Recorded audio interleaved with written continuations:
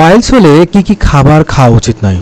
যাদের পাইলস বা অর্শ রোগের সমস্যা রয়েছে তাদের কোন কোন খাবারে নিষেধ রয়েছে, যে সমস্ত খাবারগুলো তাদের পক্ষে মোটেও ভালো হতে পারে না। পাইলস হলে বেশ কিছু খাবার থেকে অবশ্যই বিরত থাকা উচিত, বিশেষ করে যে সমস্ত খাবারগুলো পাইলসের সমস্যাকে আরও বাড়িয়ে তুলতে পারে, পাইলসের সমস্যা, অর্শের সমস্যা বেড়ে যেতে পারে, এই সমস্ত খাবারগুলো অবশ্যই এড়িয়ে চলা উচিত।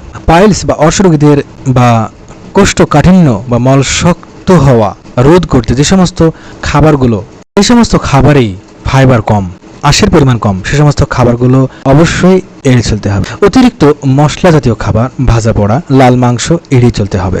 অতিরিক্ত ভাজা পোড়া খাবার হজমের গোলমাল সৃষ্টি করতে পারে, তাই এই অতিরিক্ত ভাজা পোড়া খাবার অবশ্যই এড়িয়ে চলতে হবে। বিশেষ করে পাইলস বা অর্শ রোগীদের অবশ্যই এই সমস্ত খাবার এড়িয়ে চলা উচিত।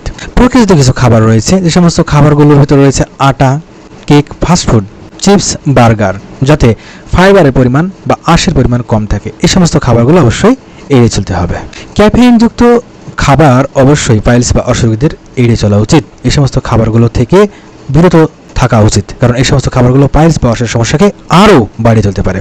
অ্যালকোহল এড়িয়ে চলা উচিত, তার কারণ অ্যালকোহল সেবনের ফলে শরীরের নানাবিধ সমস্যা দেখা দিতে পারে, নানাবিধ সমস্যা সৃষ্টি হতে পারে, বিশেষ করে পাইলসের সমস্যা বা অর্শের সমস্যা কিন্তু বেড়ে যেতে পারে। তাই অবশ্যই অ্যালকোহল এড়িয়ে চলা উচিত বা পরিহার করা উচিত। প্যাকেটজাত বা টিনজাত কিছু খাবার, এসব খাবারগুলো এড়িয়ে চলা উচিত, কারণ যাদের পাইলসের সমস্যা বা অর্শের সমস্যা রয়েছে তাদের এই প্যাকেটজাত খাবার বা টিনজাত খাবার গ্রহণ করার ফলে তাদের এই পাইলস বা অর্শের সমস্যা আরও বৃদ্ধি পেতে পারে। তাই এই সমস্ত খাবারে অবশ্যই সতর্কতা অবলম্বন করতে হবে।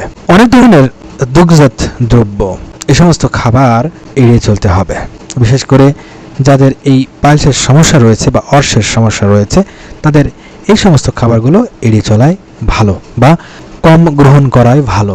পাইলসের সমস্যা দূর করতে হলে খাবারের দিকে অবশ্যই সতর্কতা অবলম্বন করা উচিত।